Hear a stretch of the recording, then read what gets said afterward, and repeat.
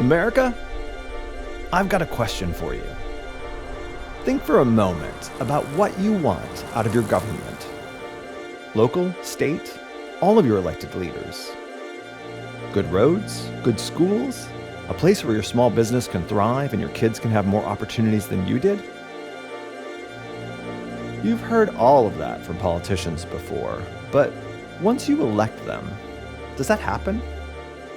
Do you feel represented? Or does it feel impossible to get their attention focused on the stuff that's important to you? Our elected officials don't listen to us. They're not listening to us. We are not being heard here at all. They don't represent the people. We're angry because they're not listening to us. What does it take? We're living in a representative democracy at a time when 85% of Americans don't believe their elected officials know or need to care what they think. 88% of Americans across all political backgrounds don't believe our political system is working in their interest. People are disillusioned. People don't think their vote matters. Unless you are stamped by this party or that party, we just swing back and forth. I'm hoping it does get better. But I don't know what the solutions are. A lot of us have had the experience of going to vote and feeling like we have to settle, having to pick the lesser of two evils from the two major political parties. This is a film about why that is happening, and whether there's anything we can do to fix it. When we started out, we were like a lot of people. Pretty cynical. Pretty sure that we knew everything there was to know. But then we learned something that really surprised us. The November election, you know, the one that everyone pays close attention to, where there's a huge amount of outreach to get people to the polls. In a lot of races, particularly for Congress and state legislatures, that election barely matters. The cake is already baked. The winner has already been decided. Why? Well, because most Americans live in safe Republican or safe Democratic districts, and so the winner was already chosen in the party primary. And that's a relatively new phenomenon. At the start of this century, there were more than 150 competitive congressional districts, which in a given election could swing from one party to the other, forcing both parties to compete for voters in the middle. Now, there's only a few dozen. That means that 87% of congressional seats are uncompetitive. One party is so dominant that whoever wins that party's primary is all but guaranteed to win the general election. And because of that, most members of Congress only worry about pleasing their primary voters. And who are those primary voters? Well, usually they're a pretty small, but very vocal minority at the edges of the political spectrum, the party base.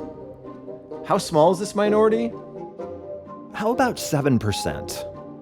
That's right, in a recent election, 7% of eligible voters cast ballots in party primaries that ended up electing 87% of Congress. 87% picked by 7%. And if you're a politician elected this way, you'll probably want to serve the desires of that 7%. Because if you don't, if you dare to work across the aisle or defy party leadership, you could get primaried.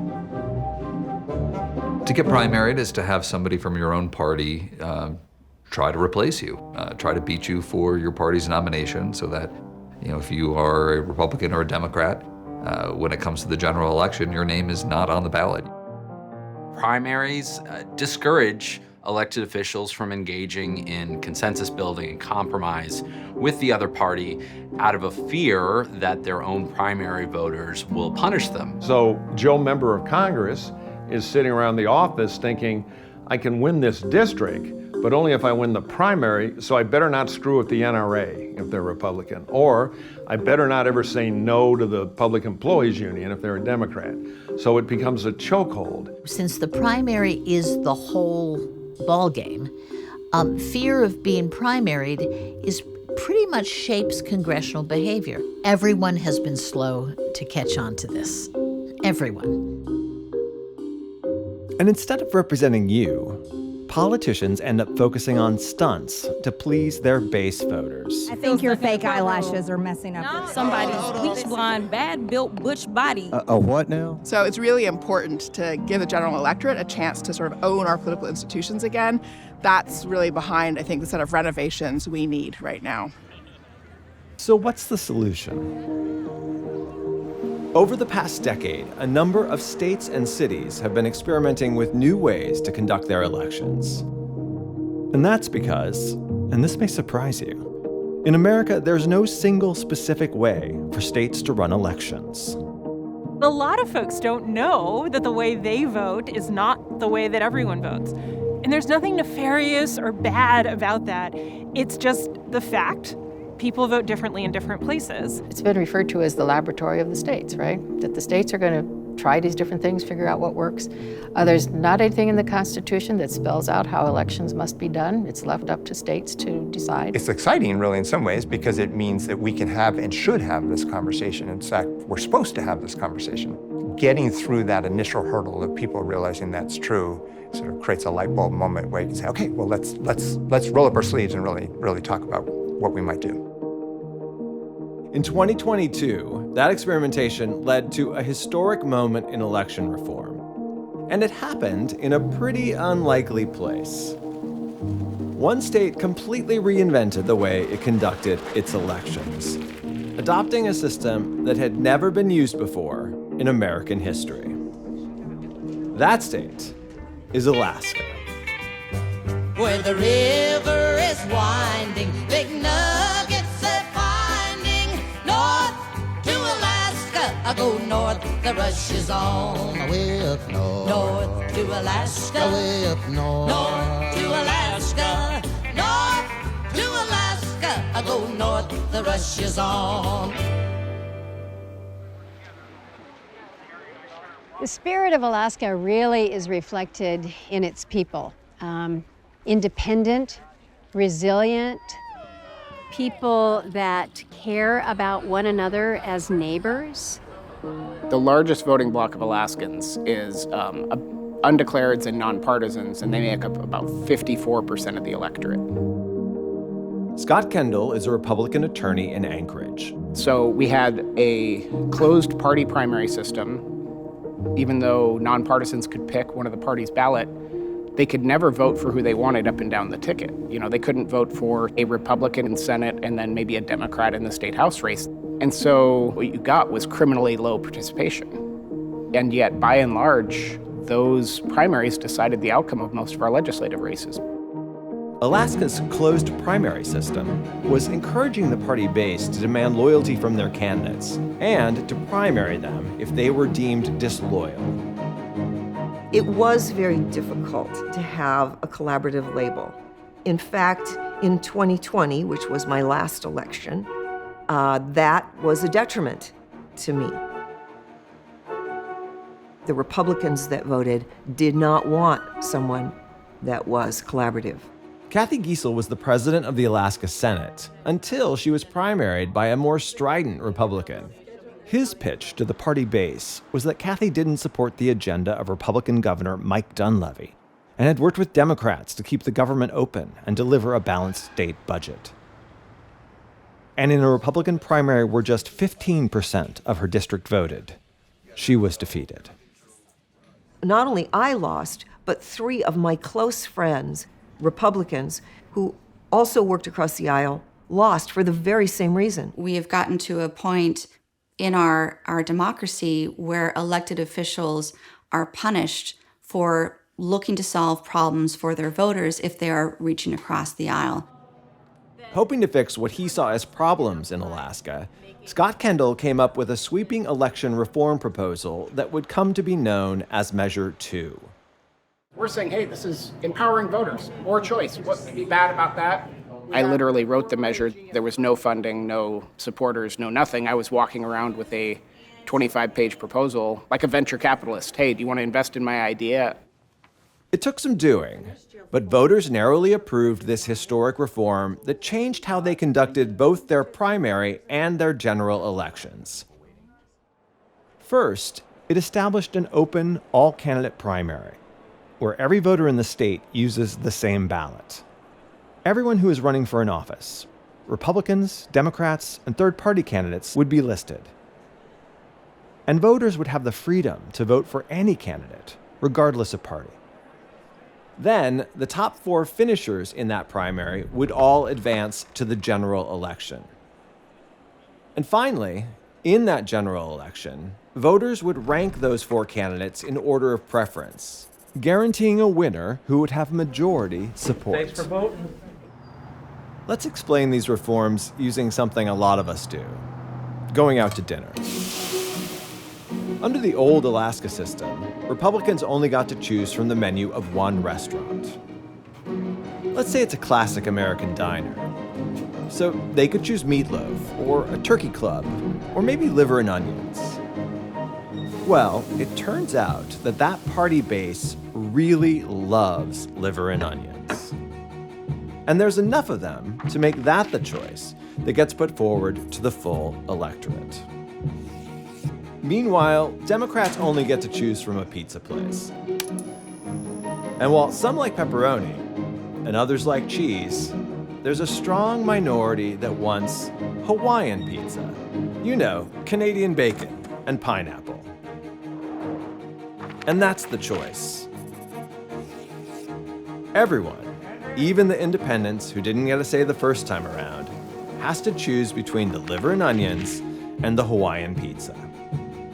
You'll get the winner of that contest, whether you want to eat it or not. In an open all-candidate primary, everyone gets a say in determining which menu items move forward, including independents. And it's not just 2 that advance. In the new Alaska system, it's a top 4. So maybe the meatloaf gets in, or the pepperoni pizza, or maybe it's fish tacos, something from a completely different restaurant. Then, because you want to make sure that most people are happy with their meal, people list their preferences in order.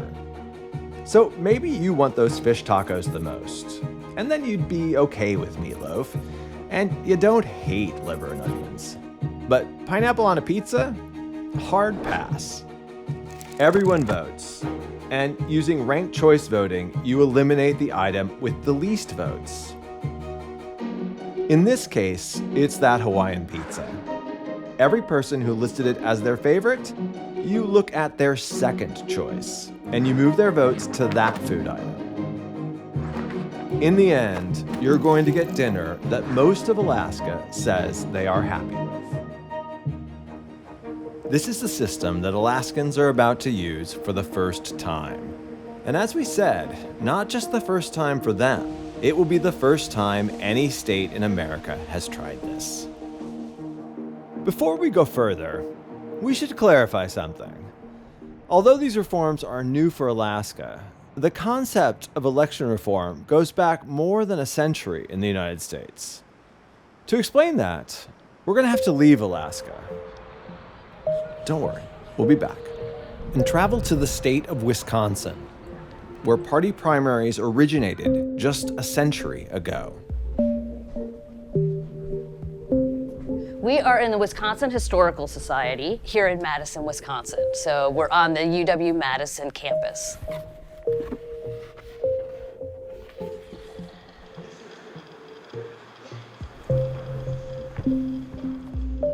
Robert La Follette was a Wisconsin politician, also known as Fighting Bob La Follette. He was a progressive reformer here in Wisconsin. These backroom, fat cats were getting together with the railroad titans and the industrialists, and they were deciding everything, who the candidates were, who would win. The voters had almost like no role in most elections.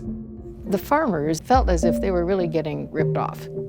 And there was also a distrust of parties. We don't need party bosses telling us what to believe, and we don't need party bosses telling our representatives what to do. It wasn't a system that was working in the sense of the government being responsive and being controllable by the electorate. And the primaries were created by reformers like Bob La Follette, who said, no, we, the working man of America, needs a voice in who's going to represent them. So this was a pretty radical idea to say, actually, we're going to take the power away from party insiders, from elected officials, party bosses, governors, and give it to voters who can decide on a single day who the nominees will be in each of the big parties. It's an amazing thing that a little more than 100 years ago, there was a really meaningful renovation of our democracy. And all of that came out of recognition that the democracy had been captured by elite interests and it had to be really sort of opened up again. So what happened? How did the party primary go from being a big reform a century ago to a potential problem today? In general, what happened after World War II was that the political parties who didn't want these primaries, they fought them tooth and nail for 30 years. They finally said, oh, we can make this work for us. So and this happens with reform a lot, they took a reform and kind of reshaped it to be part of their partisan apparatus. So 100 years after partisan primaries were created as a reform, they're now a problem.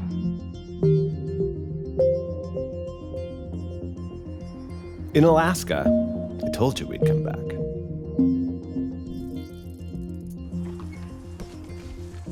Yes, madam. Hello. Hi. I'm Kathy Giesel. Kathy Giesel has decided to try to get her Alaska Senate seat back. And she's learning to campaign under this new system. This is my 6th campaign. The previous 5, I've always targeted voters. For a primary, I've targeted Republicans who are going to choose the Republican ballot, and in fact are the only ones that could vote on a Republican ballot. But this is really wide open now, and so I am welcoming the opportunity to stop at every single door. I was opposed to it initially. I was worried that conservative voices would be drowned out. So just stopping by to introduce myself, okay. Leave you some information. All right, thanks. You bet, thank you. It's totally changed how I'm campaigning. It's really refreshing. I've been to about 700 doors in the last 10 days, and only 2 men have yelled at me. So yay, that's great. Kathy Giesel might not have run again if Alaska was still using a closed primary system, which was basically what they had before Measure 2. And it's the same system lots of states still use. In a closed primary, only party members are allowed to vote in their party primary. Republicans vote for Republicans, Democrats for Democrats, and independents are out of luck. And political parties tend to really like this system. We talked with a Republican in Nevada who explained why. As a Republican, we want to be able to vote for the individuals that we think best represent our party and our platform and can advance the party and the platform. We're a closed group, and our group needs to be able to decide on our leadership. If your state has a closed primary, voters can be locked out of the often decisive primary election if they are unaffiliated, even if their tax money pays for that election. So some independents feel they need to choose one of the 2 parties just so their voice can be heard. I was a registered independent when I first registered to vote. I registered as a Democrat because I had to vote in a primary, right? It's like pick your poison. But the bottom line is it's still poison. I really think it's terribly unfair in the primaries that they don't let the people who are not Democrat or Republican vote. That's really not fair at all. I was an independent voter, and I switched over to a Democrat so I could participate. Some states have an open primary, where independent voters may have more flexibility, but they'll still have to choose which party's ballot they are going to use to vote. And they can only choose one. Right now, there are just 5 states: Nebraska, Washington State, California, Louisiana, and that's right, Alaska, that don't use a party primary and instead allow voters to pick their favorite from all of the candidates in the race. And Alaska was the first of these states to advance the top 4 rather than the top 2, and to use an instant runoff to determine a majority winner. Why an instant runoff? Why did people start advocating for these new reforms? For reformers, part of what they hope to solve is to make sure that the person who wins has the support of a majority of the electorate. And if you've got multiple people in the race, including some pretty popular third-party candidates, it can be hard to achieve that without a costly runoff election. Going back to our food analogy, what if liver and onions, Hawaiian pizza, meatloaf, and fish tacos all split the vote? Should you settle for Hawaiian pizza if it's got 33% support? People were very angry to see three-way races where nobody got a significant amount of the vote. It was like a third in a sense. You can have someone win who a clear majority of people would rather not win. And the fact that you could have an independent candidate jump on the ballot at any time and get significant support meant angst over the potential of being a spoiler voter. One solution is to have a runoff election. But that costs a lot of money. Your money. An instant runoff means voters won't have to come back to the polls for another costly election, because they have already shared their preferences in case their first choice doesn't succeed. Alaskans voted for those reforms, and now they're about to see them in action.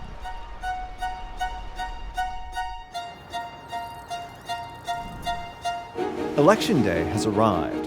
And races across the state will be decided soon as voters use this new voting system for the first time in a general election. Front side is ranked choice voting. Are you familiar? Okay. So here we'll look at this example. So Edna, the voter wanted Edna as the first choice. So in the first choice column, the voter colored in Edna's bubble. See that? Okay, yeah. Then the voter wanted Tiffany as the second choice. So in the second choice column, you just move over one column, the voter colored in Tiffany's bubble, and so on. Kathy Giessel has been talking to voters for months now, trying to make the case for them to return her to the Alaska State Senate. I have to say that 4 years ago, we wouldn't have had this kind of conversation. Do you agree with that? Probably, yes, probably. And Kathy's contest is one of many. There is also a high-profile race for Alaska's sole U.S. House seat. A U.S. Senate race, and a bid for governor, where conservative Mike Dunleavy is trying to win his seat back.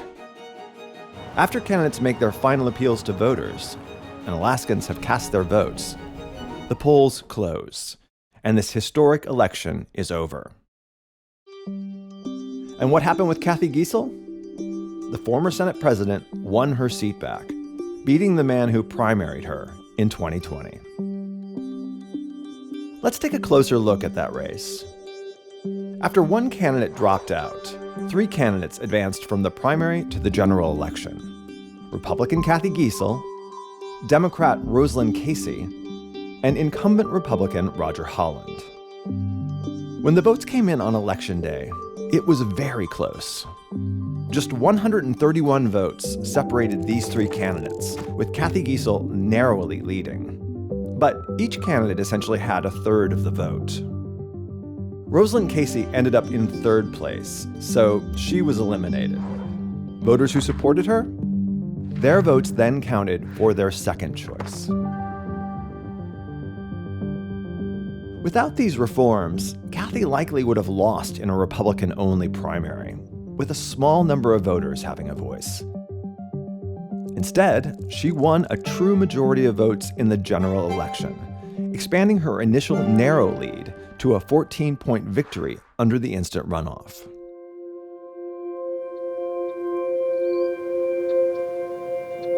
The 2022 Alaska election, the first ever run in American history using an all-candidate primary ballot, a top 4 general election, and a majority winner determined by ranked choice voting, is officially over. But the effects of what happened in Alaska in 2022 are still being felt. Final results in Alaska showed that candidates across the political spectrum could be successful under these new reforms. In addition to Republican Kathy Giessel winning her Alaska Senate race, conservative Republican Governor Mike Dunleavy handily won re-election, while a moderate Democrat prevailed in the U.S. House, and Senator Murkowski defeated an attempt to primary her out of the United States Senate.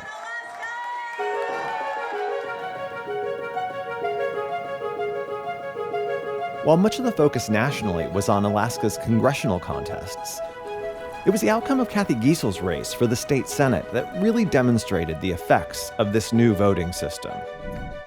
Not only did Kathy return to Juneau, but once there, she led her colleagues on both sides of the aisle to overturn business as usual.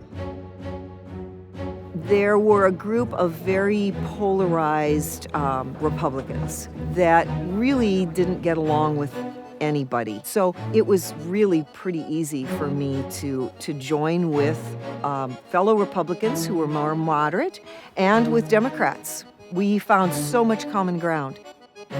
You know, potholes are not Republican or Democrat. Streetlights aren't Republican or Democrat. Everybody wants good schools.